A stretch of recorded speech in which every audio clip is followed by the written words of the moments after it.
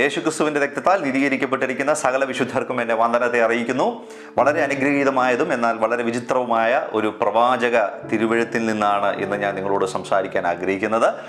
കഴിഞ്ഞ ദിവസങ്ങളിലായി ഞാനിങ്ങനെ വേദപുസ്തകം വായിച്ചു വരുന്ന കൂട്ടത്തിൽ യിരെമ്യാ പ്രവാചകന്റെ പുസ്തകം ഇങ്ങനെ വായിച്ചു വരുന്നതിനിടയിൽ യിരെമ്യാ പ്രവാചകന്റെ പുസ്തകത്തിലെ 18-ാമത്തെ അധ്യായം എന്നെ വളരെയധികം സ്വാധീനിച്ചു. ആ 18-ാമത്തെ അധ്യായത്തിലെ ചില വചനങ്ങളിൽ നിന്ന് ദൈവത്തിൻ്റെ ആത്മാവ് എന്നോട് വളരെ ആഴമേറിയ വളരെ ഹൃദ്യമായ ചില ദൈവിക വെളിപ്പാടുകൾ സംസാരിക്കുകയുണ്ടായി. അന്ന് എന്നോട് കർത്താവ് സംസാരിച്ച ആ തിരുവെഴുത്തിലെ രഹസ്യങ്ങൾ, ആ തിരുവെഴുത്തിലെ വ്യാഖ്യാനങ്ങൾ, ആ തിരുവെഴുത്തിൻ്റെ മർമ്മങ്ങൾ ക്രിസ്തുവിൽ വിശ്വസിക്കുന്ന അനേകർക്ക് പ്രയോജനകരമാകും എന്ന് എനിക്ക് നല്ല നിശ്ചയമുള്ളതുകൊണ്ടും അത് പൊതുജനങ്ങൾക്ക് വേണ്ടി പങ്കുവയ്ക്കണമെന്ന് എന്നോട് കർത്താവ് പറഞ്ഞതിൻ്റെയും പേരിലാണ് ഇന്ന് ആ തിരുവെഴുത്തിൽ നിന്ന് ചില ദൈവിക രഹസ്യങ്ങൾ നിങ്ങളുടെ മുമ്പിലേക്ക് ഞാൻ പങ്കുവയ്ക്കാൻ വേണ്ടി ആഗ്രഹിക്കുന്നത്. യിരെമ്യാ പ്രവാചകന്റെ പുസ്തകം 18-ാമത്തെ അധ്യായമാണ് നമ്മൾ ഇതിന് ആധാരമായി സ്വീകരിക്കുന്നത്. അതിനകത്ത് പ്രധാനമായ 4-ാമത്തെ വചനത്തിൽ നിന്നാണ് ഞാൻ ഒരു കാര്യം നിങ്ങളുടെ നടുവിലേക്ക് സംസാരിക്കാൻ വേണ്ടി ആഗ്രഹിക്കുന്നത്. യിരെമ്യാ പ്രവാചകന്റെ പുസ്തകം അധ്യായം 18 വാക്യം 4. കുശവൻ കളിമണ്ണ് കൊണ്ടുണ്ടാക്കിയ പാത്രം അവൻ്റെ കയ്യിൽ ചീത്തയായിപ്പോയി, എന്നാൽ കുശവൻ അതിനെ തനിക്ക് തോന്നിയതുപോലെ മറ്റൊരു പാത്രമാക്കി തീർത്തു. ഇതിൻ്റെ പശ്ചാത്തലം 1-2 വാക്കുകളിൽ ഞാനൊന്ന് വിശദീകരിക്കാം.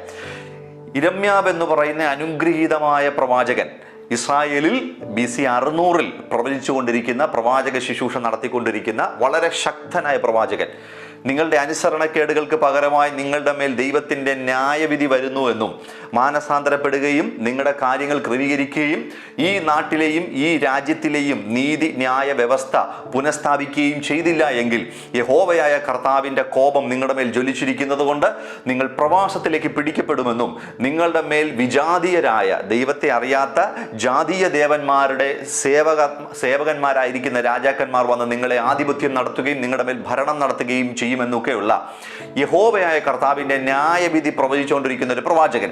ആ പ്രവാചകൻ ഒരു ദിവസം വീട്ടിലിരിക്കുമ്പോൾ യഹോവയായ കർത്താവിൻ്റെ അരുളപ്പാട് പ്രവാചകൻ ഉണ്ടാകുന്നത്, പ്രവാചകനെ നീ എഴുന്നേറ്റ് ഒരു കളത്തിലേക്ക് പോവുക. അവിടെ ചെല്ലുമ്പോൾ ഒരു കുശവൻ ഒരു ചക്രത്തിൽ പാത്രങ്ങളെ ഉണ്ടാക്കുന്നത് നിനക്ക് കാണുവാനായിട്ട് സാധിക്കും. അങ്ങനെ നീ അവിടെ ചെന്ന് കുശവൻ പാത്രങ്ങൾ ഉണ്ടാക്കുന്നതിനെ വളരെ സസൂക്ഷ്മം വീക്ഷിക്കുക. അപ്പോൾ ഞാൻ നിന്നോടൊരു കാര്യം പറയാമെന്ന് പ്രവാചകനോട് ആവശ്യപ്പെടുകയും പ്രവാചകൻ എഴുന്നേറ്റ് ഒരു കളത്തിൽ ചെല്ലുമ്പോൾ, കുശവന്റെ വീട്ടിൽ ചെല്ലുമ്പോൾ, കുശവൻ അവിടെ ഇരുന്ന് ഒരു പാത്രങ്ങളുടെ നിർമ്മാണത്തിൽ ഏർപ്പെട്ടിരിക്കുന്നത് താൻ കാണുകയാണ്. അങ്ങനെ അതിനെക്കുറിച്ചുള്ള വിശദീകരണങ്ങൾ താൻ ഇങ്ങനെ എഴുതി വരുമ്പോഴത്തേക്കാണ് ഈ പ്രധാനപ്പെട്ട ഞാൻ വായിച്ച വചനം നിങ്ങളുടെ നടുവിലേക്ക് അല്ലെങ്കിൽ നമ്മുടെ ശ്രദ്ധയിലേക്ക് പതിയുന്നത്. അങ്ങനെ കുശവൻ മണ്ണ് കൊണ്ട് പാത്രങ്ങൾ ഉണ്ടാക്കിക്കൊണ്ടിരിക്കുമ്പോൾ തൻ്റെ കയ്യിലിരുന്ന് താൻ ഉദ്ദേശിച്ച ഷേപ്പിൽ ചെയ്യാൻ ആഗ്രഹിച്ചുകൊണ്ടിരുന്ന ഒരു പാത്രം അതിൻ്റെ ശരിയായ ആകൃതിയിൽ വരാതെ ചീത്തയായിപ്പോയി, അല്ലെങ്കിൽ അതിന് കേടുപാടുകൾ സംഭവിച്ചു, അത് ക്രഷായിപ്പോയി, അത് ഉടയ്ക്കപ്പെട്ടു, അത് തകർക്കപ്പെട്ടു പോയി. ഉടനെ തകർന്നതിനെ, ആ കളിമണ്ണിനെ അവൻ എടുത്തു മാറ്റി ദൂരെ എറിയുകയായിരുന്നില്ല, അല്ലെങ്കിൽ അതിനെ ഇനി ഉപയോഗശൂന്യം എന്ന് പറഞ്ഞ് തിരസ്കരിക്കുകയായിരുന്നില്ല. മറിച്ച് അതേ പാത്രത്തെ തന്നെ ഒന്നുകൂടി അടിച്ച് ചതച്ച് മിനുക്കി പിന്നെയും ഒരു പഴയ രൂപത്തിലാക്കിയിട്ട് തനിക്ക് ബോധിച്ചതുപോലെ ഒരു പാത്രമാക്കി മാറ്റുന്ന വിചിത്രമായ ഒരു കരകൗശല പണിക്കാരൻ്റെ ആ തന്ത്രം അല്ലെങ്കിൽ ആ ഒരു സാങ്കേതിക വിദ്യ പ്രവാചകന്റെ ഹൃദയത്തിന് ബോധ്യമാക്കി കൊടുത്തിട്ട് യഹോവയായ കർത്താവ് അതിൽ നിന്ന് ഇസ്രായേലുമായിട്ട് ബന്ധപ്പെട്ട് ഒരു പ്രവാചക ശബ്ദം യിരെമ്യാവിനോട് സംസാരിക്കുന്നതാണ് നമ്മൾ ഇന്ന് വായിച്ചിരിക്കുന്ന ഈ വചനത്തിന്റെ പശ്ചാത്തലം. എന്നാൽ അതിന്റെ പശ്ചാത്തലത്തിൽ നിന്ന് ഇസ്രായേലിനോട് ദൈവം സംസാരിച്ച ആലോചനയല്ല കർത്താവ് എന്നോട് പറഞ്ഞത്. ഞാൻ ഈ വചനം വായിച്ചുകൊണ്ടിരുന്നപ്പോൾ കർത്താവ് എന്നോട് പറഞ്ഞു, കുശവന്റെ കയ്യിൽ ഉടയപ്പെട്ടു പോയ അനേക പാത്രങ്ങളെ പോലെ ഇരിക്കുന്ന അനേകർ ഞങ്ങൾക്ക് ചുറ്റുമുണ്ട്, അല്ലെങ്കിൽ നമ്മിൽ പലരും അങ്ങനെയൊക്കെയാണ്. ഉടയ്ക്കപ്പെടുന്നത് എന്തിനു വേണ്ടിയാണ്? തകർക്കപ്പെടുന്നത് എന്തിനു വേണ്ടിയാണ്? ചില സമയങ്ങളിൽ രൂപമില്ലാത്തൊരവസ്ഥയിലേക്ക് ആയിപ്പോകുന്നത് എന്തിനു വേണ്ടിയാണ്? ചില സമയങ്ങളിൽ ഒതുക്കപ്പെടുന്നത് എന്തിനു വേണ്ടിയാണ്? ചില നിമിഷങ്ങളിൽ അപ്രതീക്ഷിതമായത് എന്ന് നമുക്ക് തോന്നുന്നുവെങ്കിലും ഒരു കുശവൻ കളിമണ്ണിൻ്റെ മേൽ പ്രയോഗിക്കുന്ന അവൻ്റെ ഊർജത്തിന് സമാനമായി അപ്രതീക്ഷിതമായ എന്തൊക്കെയോ സംഭവിച്ചിട്ട് മാനസികമായും ശാരീരികമായും ആത്മീകമായും സാമ്പത്തികമായും കുടുംബത്തിലെ സ്വസ്ഥതയുടെ പേരിലുമൊക്കെ തകർച്ചകൾ അനുഭവിക്കുന്നത് എന്തിനാണ്? ഞാൻ ഈ വചനം വായിച്ചുകൊണ്ടിരുന്നപ്പോൾ കർത്താവിൻ്റെ ആത്മാവ് എന്നോട് ഇങ്ങനെ സംസാരിക്കാൻ തുടങ്ങി. അപ്പോൾ ഞാൻ ഇങ്ങനെ കർത്താവിനോട് പറഞ്ഞു, അൺഎക്സ്പെക്റ്റഡ് ആയിട്ടുള്ള പല തകർച്ചകളും എനിക്ക് മുമ്പിൽ നിൽക്കുന്ന അനേകരുടെ ജീവിതത്തിലുണ്ട്. എൻ്റെ ജീവിതത്തിലും വ്യക്തിപരമായി ഞാൻ ഒത്തിരി തകർച്ചകളിലൂടെ പോയ ആളാണ്. ഇപ്പോഴും കർത്താവിൻ്റെ രൂപകൽപ്പനയ്ക്കകത്ത് കർത്താവ് രൂപകൽപ്പന ചെയ്തുകൊണ്ടിരിക്കുന്നു എന്ന് വിശ്വസിക്കാൻ ഇഷ്ടപ്പെടുന്ന ഒരാളാണ് ഞാൻ. അങ്ങനെ ഞാൻ കർത്താവുമായിട്ട് ഇങ്ങനെ സംസാരിച്ചുകൊണ്ടിരുമ്പോൾ കർത്താവിൻ്റെ ആത്മാവ് എന്നോട് ഇങ്ങനെ സംസാരിച്ചു. കർത്താവ് ഒരു കുശവനായി നിന്നുകൊണ്ട് കളിമണ്ണെന്ന് പറയുന്ന മനുഷ്യരെ ഉടയ്ക്കുന്നത് അവൻ ഇഷ്ടമുള്ളതുപോലെ പുതിയതൊന്നും ഉണ്ടാക്കിയെടുക്കുന്നതിന് വേണ്ടിയാണ്. അതായത് ഇപ്പോൾ നമ്മുടെ ജീവിതത്തിൽ നാം അനുഭവിക്കുന്ന വേദനകളാകട്ടെ, തകർച്ചകളാകട്ടെ, പ്രയാസങ്ങളാകട്ടെ, മാനസികമായ സംഘർഷങ്ങളാകട്ടെ, ഞെരുക്കങ്ങളാകട്ടെ, ഇവയൊന്നും നിങ്ങളുടെ അവസാനമല്ല എന്ന് ഇന്ന് കർത്താവിൻ്റെ ആത്മാവ് നിങ്ങളെ നോക്കി പറയുകയാണ്. ഇപ്പോൾ ആ പൊയ്ക്കൊണ്ടിരിക്കുന്ന ആ വേദന ഉണ്ടല്ലോ സഹോദരി, നിങ്ങളിപ്പോൾ അഭിമുഖീകരിച്ചുകൊണ്ടിരിക്കുന്ന ആ പ്രശ്നങ്ങളുടെ ആ വലിയ കൂമ്പാരം ഉണ്ടല്ലോ സഹോദര, ബിസിനസ്സിൽ, സാമ്പത്തിക മേഖലയിൽ, കുടുംബത്തിനകത്ത്, കൂട്ടുകാർക്കിടയിൽ, സഭകൾക്കകത്ത്, സഭയ്ക്കുള്ളിൽ, ശുശ്രൂഷയിൽ, അഭിഷിക്തന്മാരുടെ കൂട്ടത്തിനകത്ത്, അങ്ങനെ വേണ്ട മാനസികമായി നിങ്ങൾക്ക് പ്രയാസമുണ്ടാകുന്ന ഏത് സാഹചര്യത്തിനകത്തുകൂടിയാണ് നിങ്ങൾ പോയിക്കൊണ്ടിരിക്കുന്നതെങ്കിലും ഇത് എൻ്റെ വാക്ക് നിങ്ങൾ കേൾക്കുക. എൻ്റെ അധരങ്ങളിലൂടെ ദൈവത്തിൻ്റെ ആത്മാവ് നിങ്ങളോട് സംസാരിക്കുകയാണ്. ആ തകർച്ച നിങ്ങളെ എന്നേക്കുമായി അവസാനിപ്പിക്കാൻ വേണ്ടി ഉണ്ടായിരിക്കുന്ന ഒന്നല്ല, അല്ല അല്ല 100% ഉറപ്പ്. മറിച്ച് നിങ്ങൾ ഉപയോഗിക്കാൻ കഴിയുന്ന മറ്റൊരു രൂപത്തിലേക്ക് മാറ്റിയെടുക്കാൻ, നിങ്ങളെ പ്രയോജനപ്പെടുത്താൻ പറ്റുന്ന മറ്റൊരു ഘടനയിലേക്ക് മാറ്റിയെടുക്കാൻ ചിലതൊക്കെ കർത്താവ് ഈ ദിവസങ്ങളിൽ നിങ്ങളുടെ ജീവിതത്തിൽ ചെയ്തുകൊണ്ടിരിക്കുന്നതാണ് എന്ന് ഞാൻ പ്രവചനാത്മാവിൽ നിങ്ങളെ ഉപദേശിക്കുകയാണ്, നിങ്ങളെ നോക്കി പ്രവചിക്കുകയാണ്. ആമേൻ പറഞ്ഞ് അതിനെ സ്വീകരിക്കുക. ഇപ്പോൾ നിങ്ങൾ കടന്നുപോയിക്കൊണ്ടിരിക്കുന്ന ആ വേദനിപ്പിക്കുന്ന സാഹചര്യങ്ങളും ആ നൊമ്പരപ്പെടുത്തുന്ന സിറ്റുവേഷൻസും ആ കുടുംബത്തിനകത്തുള്ള ഇപ്പോഴുണ്ടായിരിക്കുന്ന അസമാധാനങ്ങളും ആ ജോലി സ്ഥലത്തുണ്ടായിരിക്കുന്ന താൽക്കാലികമായ സംഘർഷങ്ങളും ആ സാമ്പത്തിക മേഖലയിലേറ്റിരിക്കുന്ന ഈ പെട്ടെന്നുള്ള ഉലച്ചിലുകളും മാനസികമായി നിങ്ങൾ ഇന്ന് വരെ പോയിട്ടില്ലാത്ത പ്രയാസം, സ്ട്രെസ്, ടെൻഷൻ, ഇവയൊക്കെ നിങ്ങളെ തകർക്കാനല്ല എന്നാണ് ഞാൻ ഈ പറയുന്നത്. നിങ്ങളെ ഉപയോഗിക്കാൻ കർത്താവിന് മറ്റൊരു രീതിയിൽ നിങ്ങളെ പണിയുന്നതിന് വേണ്ടി അവൻ തൻ്റെ പണിശാലയിൽ എന്ന വണ്ണം നിങ്ങളെ ഇപ്പോൾ മെനഞ്ഞുകൊണ്ടിരിക്കുകയാണ്. അയ്യോ ബ്രദറെ, നിങ്ങൾ അങ്ങനെ വെറുതെ ഒരു ആശ്വാസത്തിൻ്റെ വാക്ക് പറയല്ലേ. അല്ല, ഞാൻ നിങ്ങൾക്ക് പഴയ നിയമത്തിൽ നിന്നും പുതിയ നിയമത്തിൽ നിന്നും 2 പ്രധാനപ്പെട്ട വ്യക്തികളെ എടുത്ത് കാണിച്ച് ഞാൻ ഈ പറഞ്ഞ ദൈവിക അരുളപ്പാടിനെ തെളിയിക്കാൻ ആഗ്രഹിക്കുകയാണ്. ഇസ്രായേൽ ജനം മുഴുവൻ മിസ്രൈമിൽ കിടന്ന് പെരുകി വർദ്ധിച്ചു വന്നുകൊണ്ടിരിക്കുന്ന സമയത്ത് ഫറവോ എഴുന്നേറ്റ് മറ്റൊരു സിംഹാസനത്തിലേക്ക് പ്രവേശിക്കുന്ന സമയം, ആ ഫറവോയ്ക്ക്, ഇപ്പോൾ പുതുതായി സിംഹാസനത്തിൽ പ്രവേശിക്കുന്ന ഈ ഫറവോയ്ക്ക് വർഷങ്ങൾക്ക് മുമ്പ് ഇവിടേക്ക് കുടിയേറി പാർത്ത ഇസ്രായേൽ ജനത്തെ അറിയില്ല. അവർക്കും പൂർവികനായി വന്ന യോസേഫിനെയും അറിയില്ല. അതുകൊണ്ട് തന്നെ മിസ്രയീമിനേക്കാൾ കൂടുതൽ ഈ നാട്ടിൽ പെറ്റുപെരുകിക്കൊണ്ടിരിക്കുന്ന ഈ ഇസ്രായേൽ ജനം ഞങ്ങളുടെ രാജ്യത്തിന് ദോഷകരമാണ് എന്നൊരു ചിന്തയിൽ അവർക്കെതിരെ പീഡനങ്ങളും അവർക്കെതിരെ അടിമത്വവും പ്രഖ്യാപിച്ചുകൊണ്ട് ഒരു പുതിയ ഫറവോ ഈജിപ്തിൽ സ്ഥാനമേൽക്കുകയാണ്, ഭരണമേൽക്കുകയാണ്. ആ ഫറവോയുടെ നിർദ്ദേശപ്രകാരം, കൽപ്പനപ്രകാരം ഈജിപ്തിൽ ജനിക്കുന്ന ഇസ്രായേലിയരായ എല്ലാ സ്ത്രീകൾ പ്രസവിക്കുന്ന കുഞ്ഞുങ്ങളിൽ നിന്നും പുരുഷന്മാരെ കൊന്നുകളയാന്നൊരു കൽപ്പന ഉണ്ടാകുന്നു. എന്നാൽ അതിനകത്ത് നിന്ന് ദൈവം കണ്ടിരിക്കുന്ന മോശ എന്ന് പറയുന്ന ഒരു കുഞ്ഞിനെ കർത്താവ് സംരക്ഷിക്കുന്നു. കഥ നമുക്ക് എല്ലാവർക്കും അറിയാവുന്നതാണ്. ഫറവോയുടെ രാജകൊട്ടാരത്തിൽ തന്നെയാണ് അവൻ വളരുന്നത്. അവൻ ഫറവോയുടെ കൂടെയാണ് ജീവിക്കുന്നത്. ഈജിപ്തുകാരനായി, മിസ്രയീമുകാരനായിട്ടാണ് മോശ അവിടെ ജീവിക്കുന്നത്. രാജകൊട്ടാരത്തിലെ എല്ലാ സുഖ സൗകര്യങ്ങളും അവന് അനുവദനീയമാണ്. രാജകൊട്ടാരത്തിലെ എല്ലാ സുഖ സംവിധാനങ്ങളും അനുഭവിച്ചുകൊണ്ട് മിസ്രയീമുകാരനായി തന്നെ അവൻ വളർന്നു വന്നുകൊണ്ടിരിക്കുമ്പോൾ പെട്ടെന്ന് ഒരു ട്രാജഡി സംഭവിക്കുകയാണ്, പെട്ടെന്നൊരു ദുരന്തം സംഭവിക്കുകയാണ്. ഒരിക്കലും പ്രതീക്ഷിച്ചിട്ടില്ലാത്ത, ഒരിക്കലും നനച്ചുപോലും നോക്കിയിട്ടില്ലാത്ത, ഒരു പാഴ്ക്കിനാവിൽ പോലും, ഒരു ദുസ്വപ്നമായി പോലും ഓർത്തുപോലും ഇല്ലാത്ത ഒരു വലിയ കാര്യം മോശയുടെ ജീവിതത്തിൽ പെട്ടെന്ന് സംഭവിക്കുകയാണ്. നിങ്ങളൊന്ന് ചിന്തിച്ചു നോക്കിയേ. മോശ അങ്ങനെ തന്നെ ജീവിച്ചു പോവുകയാണെന്നുണ്ടെങ്കിൽ ഇപ്പോൾ നിലവിൽ സിംഹാസനസ്ഥനായിരിക്കുന്ന ഫറവോയുടെ സ്ഥാനത്തിന് ശേഷം ആ രാജ്യത്തിൻ്റെ ഭരണാധികാരിയായി വരെ മാറാൻ സാധ്യതയുണ്ടായിരുന്ന ഒരു സ്ഥാനത്ത് നിൽക്കുമ്പോഴാണ്, അങ്ങനെ ഒരു വളരെ സുനിശ്ചിതമായ, ഒരു വളരെ ഉറപ്പുള്ള ഒരു ഭാവി മുമ്പിൽ നിൽക്കുമ്പോഴാണ് അൺഎക്സ്പെക്റ്റഡ് ആയിട്ട് ഒരു ദുരന്തം തൻ്റെ ജീവിതത്തിൽ സംഭവിക്കുന്നത്. തൻ്റെ കയ്യാൽ താൻ ഒരു കൊലപാതകം ചെയ്യുന്നു. അതിൻ്റെ പ്രതി മിസ്രയീമിൻ്റെ നിയമപ്രകാരം താനൊരു കൊലപാതകിയും ഒരു ജയിൽ പുള്ളിയുമായി മാറുന്നു.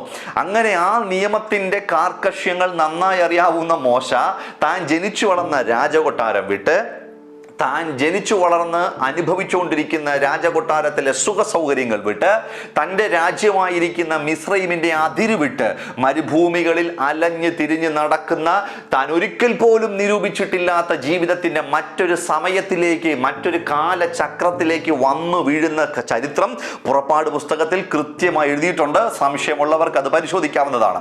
ഈ പുറപ്പാട് പുസ്തകത്തിൽ ഇങ്ങനെ അലഞ്ഞു തിരിഞ്ഞ മോശയോട് നമുക്കൊരു ചോദ്യം ചോദിക്കാം. എപ്പോഴെങ്കിലും മോശെ, അങ്ങയുടെ ഒരു ദുസ്വപ്നത്തിലെങ്കിലും അങ്ങ് ചിന്തിച്ചിരുന്നുവോ ഇങ്ങനെ ഒരു വലിയ തകർച്ചയിലേക്ക്, ഇങ്ങനെ വലിയൊരു നിരാശയിലേക്ക്, ഇങ്ങനെ വലിയൊരു അലച്ചിലേക്ക് നിങ്ങൾ പോകുമെന്ന്? മോശ പറയും, ഒരിക്കലുമില്ല, ഞാൻ ഒരിക്കൽ പോലും അങ്ങനെ ചിന്തിച്ചിട്ടേ ഇല്ല. കാരണം എന്താ, എനിക്ക് പരിചാരകരുണ്ട്, എനിക്ക് രാജകൊട്ടാരത്തിൽ എല്ലാ സുഖ സൗകര്യങ്ങളും ഉണ്ട്.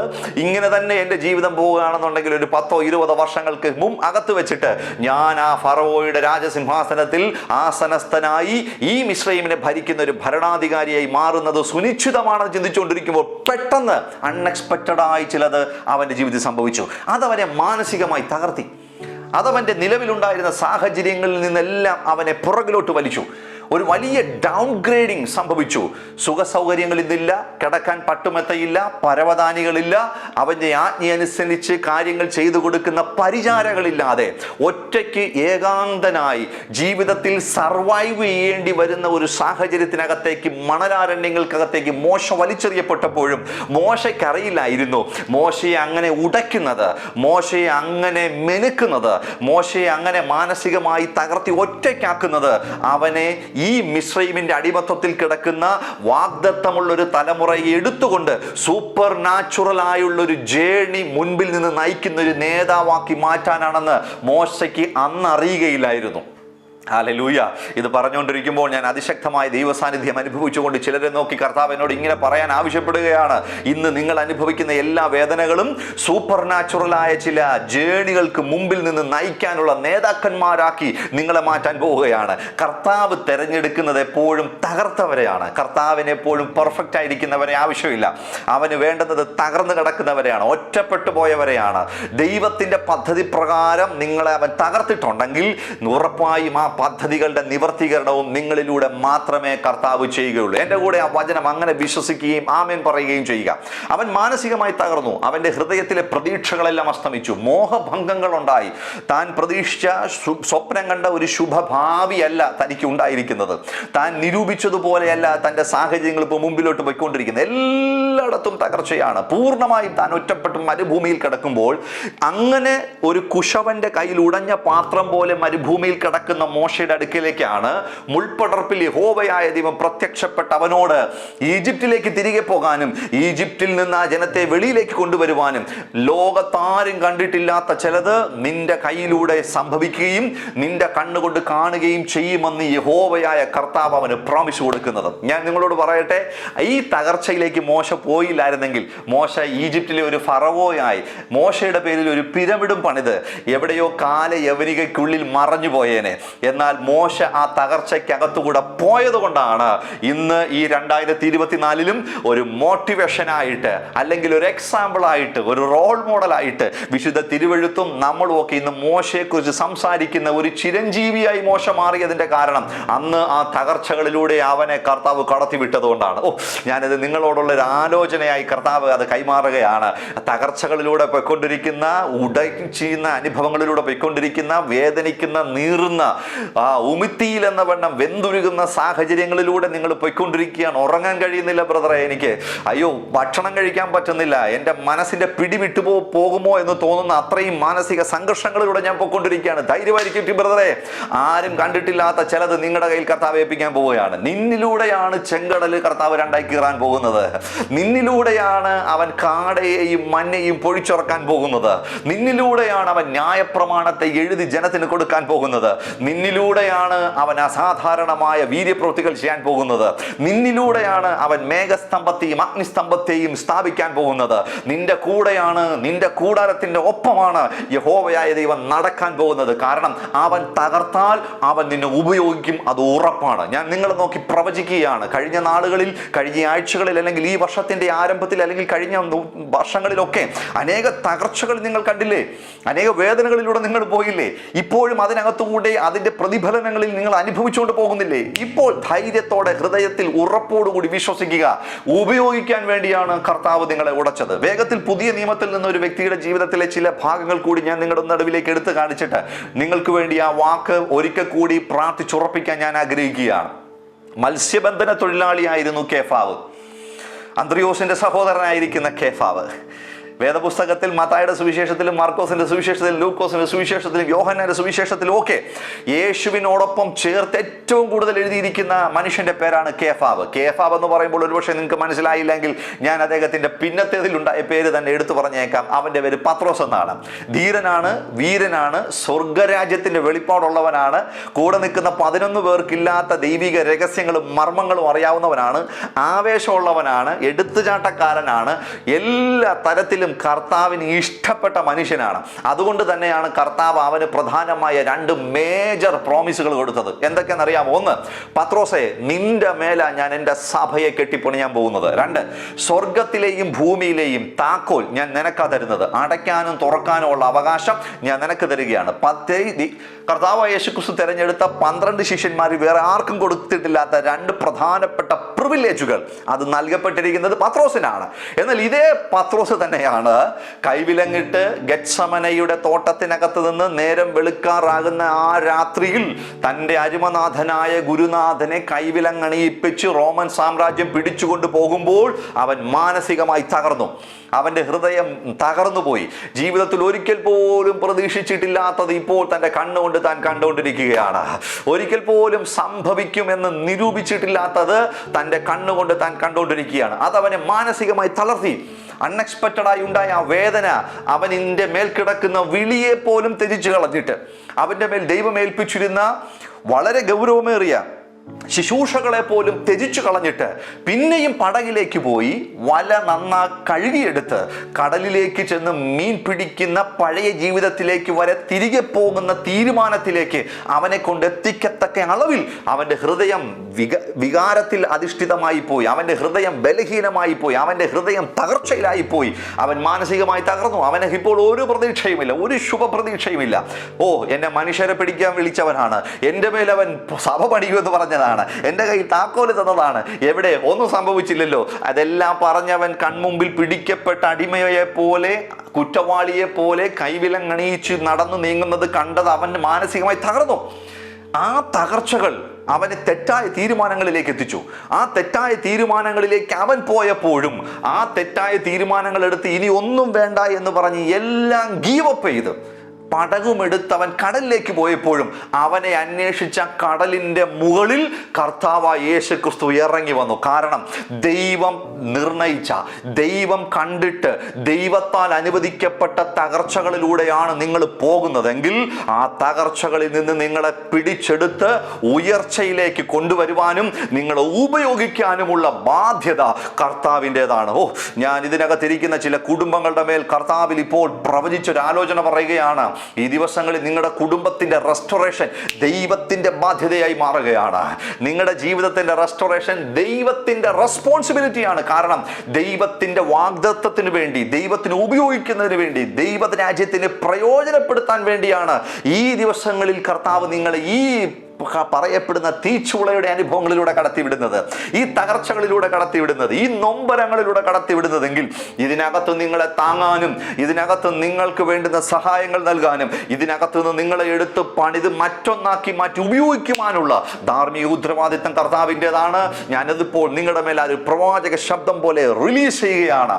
ഈ തിരുവെഴുത്തിനകത്ത് നിന്ന് ഞാൻ നിങ്ങളോട് സംസാരിച്ച പ്രവാചക എഴുത്തുകളിൽ നിന്നും ഒരിക്കൽ കൂടി ഒരു വചനത്തിന്റെ അടിസ്ഥാനത്തിൽ ഞാൻ നിങ്ങളോടൊരു വാക്ക് പറയട്ടെ. യിരെമ്യാ പ്രവാചകൻ കുശവന്റെ വീട്ടിൽ കണ്ടതും മോശ കണ്ടതും ഇവിടെ പത്രോസിന്റെ ജീവിതത്തിൽ സംഭവിച്ചതുമായിട്ട് നിങ്ങളൊന്ന് ചേർത്ത് പഠിച്ചേ. ദൈവം നിങ്ങളെ കണ്ടതുകൊണ്ടാണ് കർത്താവ് നിങ്ങളെ ഉടച്ചത്.